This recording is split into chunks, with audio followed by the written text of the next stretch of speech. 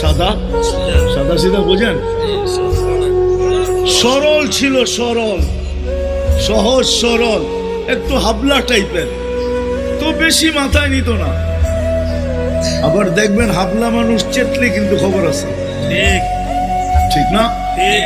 একদিন বৃষ্টি হইতেছিল প্রচন্ড, এর দায়িত্ব ছিল ছেলেদেরকে খানা পরিবেশন করা। তো খানার সময় গেছে, খানা নিয়ে আসে না, তো ছেলেরা চিৎকার দিতেছে গরু কই গেল।